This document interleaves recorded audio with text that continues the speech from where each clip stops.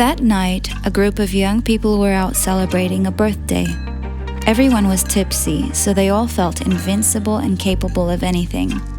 At some point, Nicholas started bragging that the first woman to enter the bar would throw herself at him. Robert laughed at his overly confident friend, who offered him a wager in response. Before they shook on it, one of his friends came up with a dare for whoever loses the bet. Thus, it was decided that the loser would need to find, seduce, and sleep with a homeless woman. Moreover, he would need to get proof, which had to be a picture of the homeless woman without clothes. Robert didn't think long before agreeing to the bet. The man was tipsy, overly confident, kept talking nonsense, and was sure that it wouldn't be hard for him to win the bet. After all, what kind of woman would throw herself at a drunk man at the bar? The probability of that happening was way too small, but the outcome turned out to be very interesting. The first woman to enter the bar really did throw herself at Nicholas's neck, because the cunning friend had thought of everything in advance. But a bet is a bet. It was too late to argue or try and prove anything. The very next day, the group of friends helped Robert get ready for the date. They dressed him in dirty clothes and torn shoes, and gave his hair a sloppy look, with the hope that some homeless woman would see him as one of her own and thus fall for his charm quicker. The man found an area where many homeless people lived and rented a room in a motel nearby.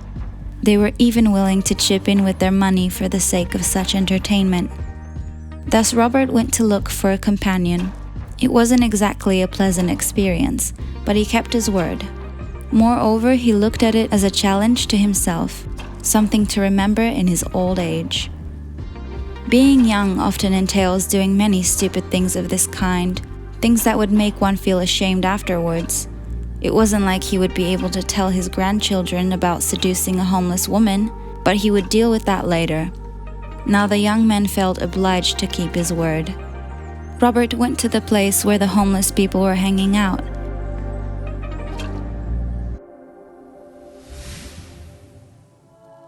It was early spring, so it was still rather cold outside, and thus the homeless chose to stay by the heating main. The man had never come close to such places and had no idea how shocking it would be. There was a whole settlement, a whole other world there. If he didn't look around and didn't see regular houses, he could have thought that he was in some kind of post-apocalyptic world with devastation after some large-scale disaster. There were people of different ages living their lives on the street. Some of them were cheerful, others not so much. Someone slept wrapped in old clothes and boxes, while others were chatting and drinking something hard to identify. Everything was dirty and smelled bad. Even simply being close to that place was unpleasant for Robert. But his friends were waiting for him by the motel, so he needed to get one of the homeless women to go with him. The young man looked around. There were mostly men living there, so the choice of women wasn't great. A little later, Robert's attention got attracted by a woman who was sitting away from everyone else. When the man sat down near this old woman, she immediately shied away. She didn't seem very friendly at first. Robert said hello and said that he'd recently found himself on the street. Relatives took away my apartment, so now I have to beg on the street. I found this heating main, and now I can keep warm at least. The man began his conversation. The untidy woman relaxed a little and offered her support to the young man. It turned out that she didn't speak English well, but she still did her best to try and reassure the stranger who found himself in such a difficult life situation. The woman asked when the man had last eaten because she had a bun hidden away, which she would gladly share. Robert refused, saying that he had some money and had recently eaten rather well. The man mistook the woman for a tourist from a neighboring country, thinking that she came to this country looking to earn some money and that something must have gone wrong with her plan. He didn't ask her about her story right away. They found other topics for conversation. For example, the woman said if it didn't rain, then it was safe to live on the heating main. It was warm there and no one drove them away. "What about showering?" Robert asked. "I'm new to this life, but I already feel like I'm taking a shower." The homeless woman smiled sadly. If surviving other hardships is at least somehow manageable, the inability to take a shower is really hard. You have to wash up in public restrooms.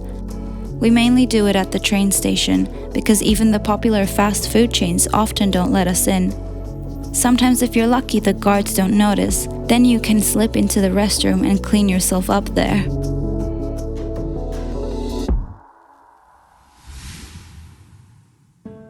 The man got into character rather well. The homeless woman took pity on him and was ready to help the stranger any way she could, even though she had so much dirt on her face that it wasn't even clear what age she was, and even despite the fact that she had to eat leftovers and beg for alms near a cafe. "Listen, I have some money left. I can get a cheap motel room and we can take a shower together," Robert suggested. The woman got alert, but he immediately softened the awkward moment, explaining that he didn't mean anything inappropriate. The man had already figured out how he could fulfill the conditions of the dare, because all he had to do was take a photo for his friends. It didn't really matter what he actually did to take it, he could tell them anything. The woman turned out to be very trusting and agreed to go to a motel with Robert. The man even started feeling shame for deceiving the woman, but he comforted himself with the fact that he wasn't only going to do the dare, but he would also help this homeless woman. She would take a warm shower, which she had long been dreaming of, and the man would get the coveted photo. At that time, his friends were waiting impatiently near the motel. They were holding phones in their hands, and as soon as they saw the shabby couple, they started filming. Robert saw how the men were laughing and making fun of him, but he believed that he would soon wipe their smug smiles off their faces. However, a few minutes later, the man was stunned. The woman he mistook for a homeless old beggar turned out to be actually rather young. Robert was puzzled when she took off her wig in the motel room, and the thick black hair appeared from under it. "Can I go first?" the woman asked, and Robert just nodded silently. He even forgot what they came there for. "The woman needs to take a hot shower because she dreamed about it for a long time, so I won't bother her now," the man kept saying in his head, trying to get a hold of himself. Robert took off his dirty outwear and looked out the window. His friends were standing in front of the motel and gesticulating wildly.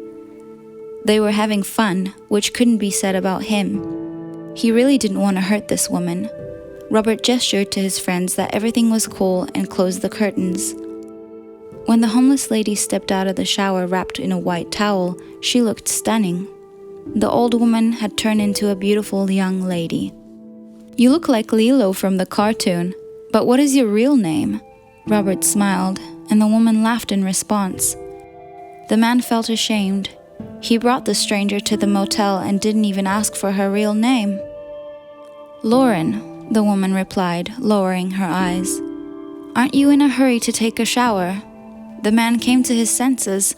Of course, he was pretending to be homeless, so he should have rushed to take a shower. But he was so taken aback that he forgot about everything in the world. But how could he keep it together when such an incredible change was happening right before his eyes?